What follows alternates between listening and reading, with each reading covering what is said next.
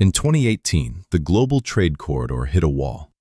The U.S. invoked Section 301 of the Trade Act, unleashing 10% to 25% tariffs on $350 billion of Chinese goods, specifically targeting precision machinery, semiconductors, and advanced electronics.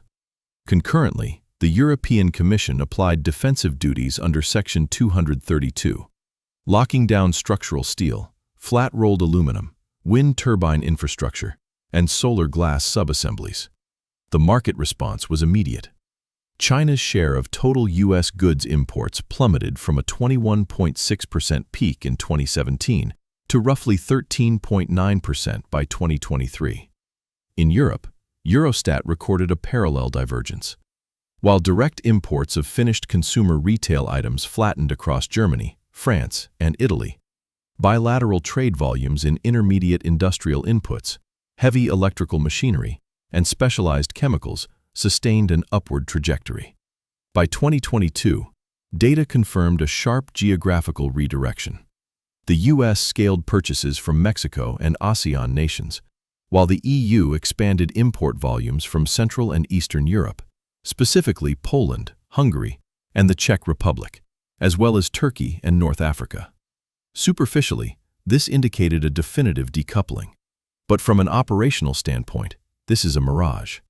We are witnessing the forced, high-friction, and costly elongation of a supply chain that simply refuses to break. Capital didn't vanish. It migrated through transshipment.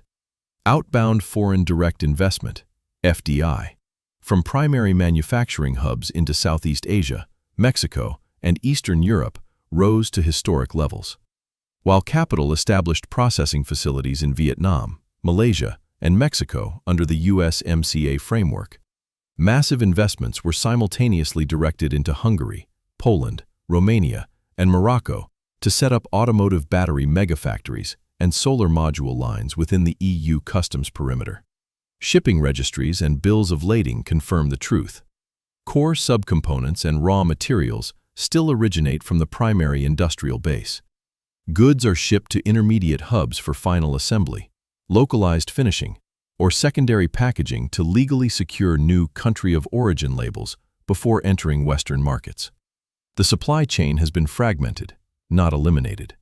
This geographical fragmentation introduced three distinct cost penalties for multinational enterprises.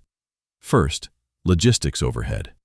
Moving materials through intermediate nations requires multiple rounds of freight, redundant port handling, brokerage fees, and cross-border customs delays, adding substantial cost per unit. Second, the loss of co-located scale. Replicating the 50-kilometer industrial radius, where component suppliers, tooling engineers, and assembly lines previously coexisted for immediate adjustments and zero inventory manufacturing, is physically and financially impossible in Western markets. Splitting this architecture extends engineering lead times from hours to weeks, turning localization into a structural liability. Third, yield penalties. Newly established assembly operations routinely suffer lower initial quality yields during setup, resulting in increased material waste, higher scrap rates, and an escalation in the cost of goods sold. These accumulated frictional costs are passed down the value chain, directly causing structural import inflation within consuming markets. By the 2024 to 2026 economic cycle, the game shifted from border tariffs to complex, data-heavy regulatory compliance barriers. The enforcement of the US UFLPA, the EU CSDDD, the EU battery regulation, and updated USMCA rules of origin structurally disrupted post-2018 transshipment strategies. Import regulators in Washington and Brussels now demand verified transparency across the entire upstream supply chain. Minor transformation in an intermediary hub is no longer legally sufficient. Under CSDDD and the progressive phase-in of CBAM, importers must mathematically prove that primary materials, such as steel, aluminum, and battery chemistries, meet strict environmental and labor standards from Tier 1 all the way down to Tier 4 suppliers. This permanent non-tariff barrier compounds compliance risk and slows the cross-border velocity of goods, shifting the paradigm from taxes to administrative strangulation. As low-margin final assembly migrated, the primary industrial base responded by shifting capital investments into high-value-added upstream production. Domestic investments in advanced manufacturing infrastructure, like precision machining, industrial automation, and specialized capital components, expanded. Consequently, the primary industrial base became the dominant supplier of the highly complex capital goods, precision tooling, and non-substitutable components that alternative assembly lines worldwide required to function. This shift is highly visible in Europe's industrial core. While Germany reduced direct imports of finished consumer goods, its factory supply chains became structurally dependent on imported specialized electronic components, automated subassemblies, and battery chemistries.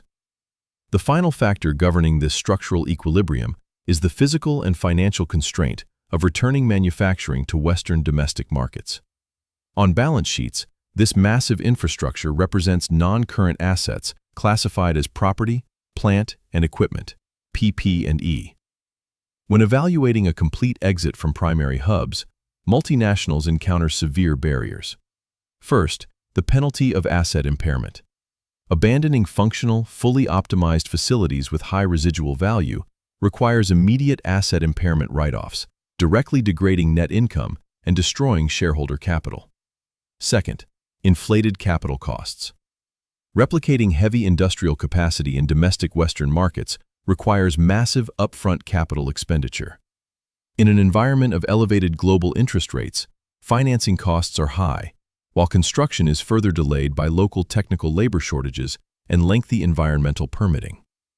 Third, structural operating cost frictions. Localized Western facilities face permanently higher operating costs, including elevated industrial energy prices in Western Europe. Without a 50-kilometer cluster of sub-tier suppliers, these facilities must still import their core tooling and components, reintroducing the exact logistics frictions and dependencies they were built to avoid. Tariff and regulatory policies have successfully altered the geography of trade routes, but they have failed to rewrite fundamental industrial physics. We are moving toward a global architecture that is more fragile, more complex, and structurally inflationary. This isn't the victory of geopolitics, it is the reality of industrial gravity. The global manufacturing architecture continues to reorganize its assembly locations, but the foundational reliance on deeply integrated, high-volume industrial ecosystems remains a constant factor in the global economy. This is China and beyond. We'll see you next time. Subscribe to secure your factual advantage on China's evolving commercial reality.